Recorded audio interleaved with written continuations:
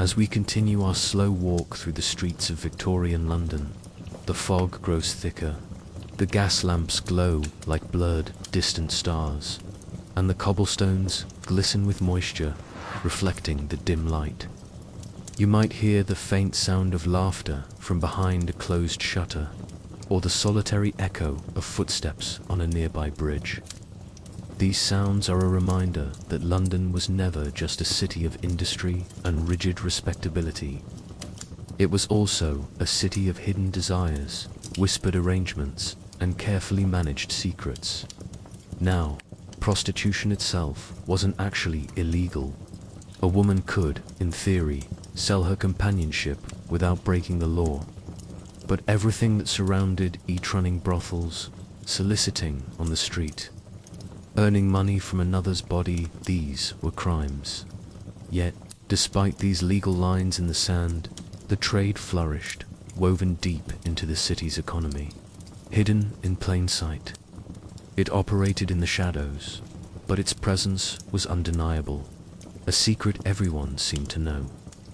Just like every other part of Victorian society, this hidden world had its own distinct layers. At one end of the spectrum, you had the desperate women on the streets of Whitechapel or Soho, shivering in thin dresses. They stood on street corners, hoping for just a few coins to buy a piece of bread or a warming glass of gin. Their lives were a constant gamble, filled with risk, hardship, and the ever-present threat of violence or disease. But on the other end, there existed discreet, high-class establishments run by experienced women known as madams or proprietresses. These weren't just businesses, they were empires of secrecy. These houses of luxury thrived on being invisible. They were designed not only for comfort, but for total concealment. Thick, heavy curtains muffled every sound. Furniture was strategically arranged to create pockets of privacy. The very architecture of these buildings often included hidden stairways or secret back doors, perfect escape routes in case of an unexpected police raid. Guests were greeted with coded gestures and soft, hushed words. A specific pattern of knocks on the door might be recognized, not a name. A small, unassuming card, slipped discreetly into the hand of a servant, could secure entry into a house that, from the outside, looked as respectable as any other on the block. Once inside, the world transformed. Theatricality was everywhere. Rooms were lavishly decorated with rich fabrics, ornate mirrors, and elaborate costumes. A woman might appear in the guise of a classical goddess, or wear an outfit borrowed from the latest stage play. Everything was part of a performance, a carefully constructed fantasy that blurred the lines between roleplay and reality. This commitment to secrecy extended even to the bookkeeping.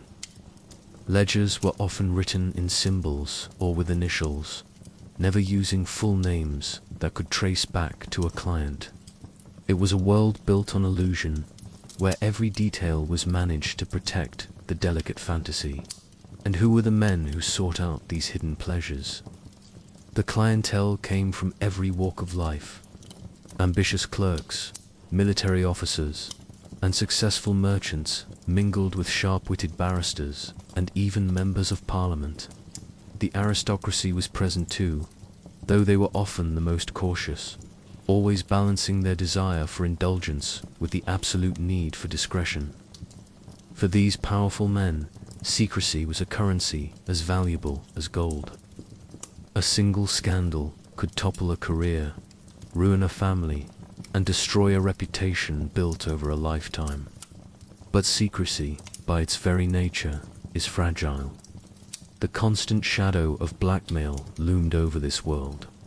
A single misplaced letter, a whispered threat overheard by the wrong person, or a stolen trinket could become a weapon, capable of ruining a man's life. Because of this ever-present danger, the madams and their staff became absolute experts in discretion. They protected their clients fiercely, not out of loyalty, but out of necessity.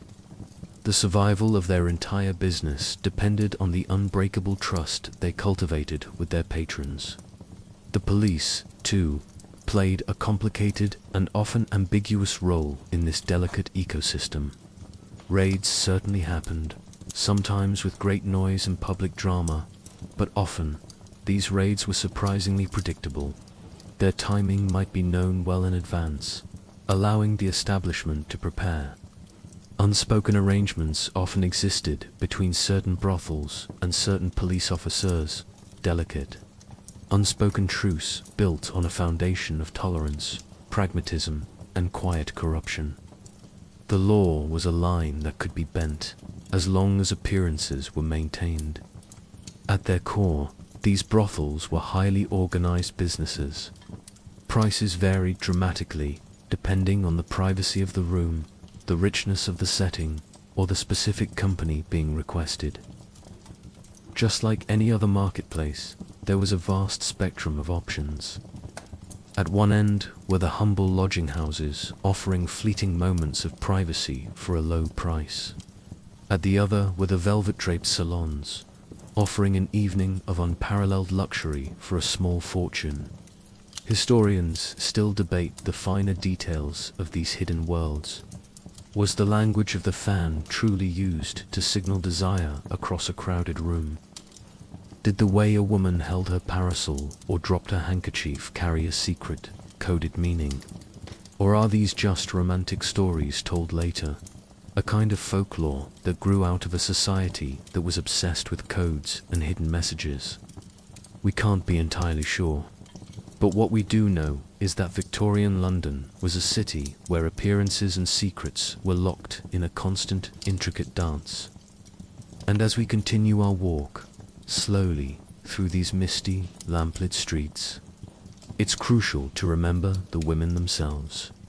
For many, this life was a matter of survival, harsh, dangerous, and utterly exhausting.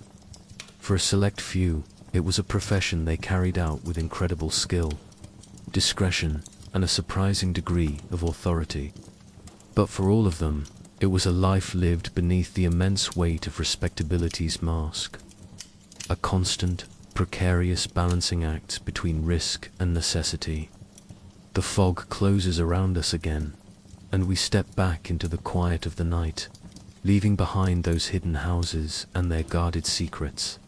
Ahead of us lies another chapter of this city's complex story, a world where discipline, education, and the power of print culture would shape both public morality and private imagination in ways no one could have predicted.